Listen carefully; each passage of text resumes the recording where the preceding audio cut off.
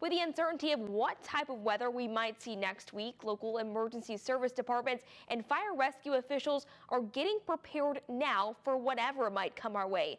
Now on your side, Lauren Beachy talked to officials in both Pitt County and in Jacksonville. She joins us now from our studio. So Lauren, how are they preparing?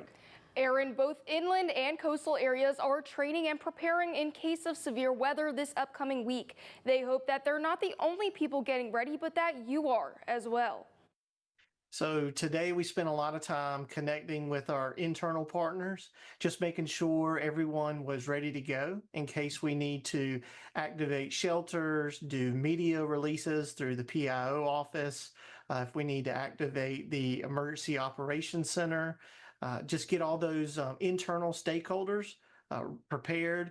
We are constantly monitoring, our fuel supply throughout the city.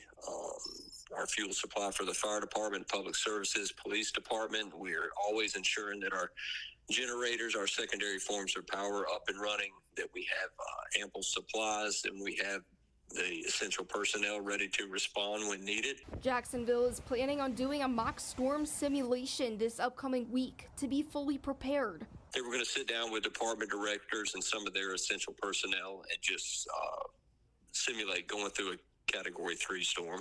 Back in Pitt County, so we anticipate areas that may flood.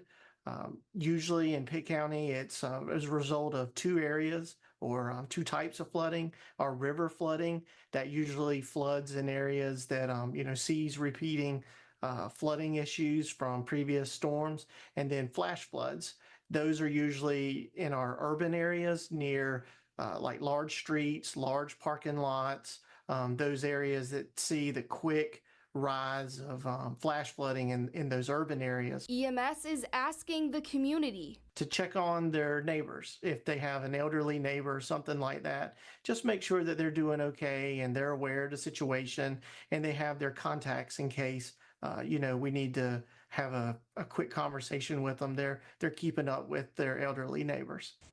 He also asked that people download the HyperReach app that allows mass notifications of emergency areas. Information on this app is on their website at pittcountync.gov. In the studio, Lauren Beachy, 9 on your side. Lauren, thank you.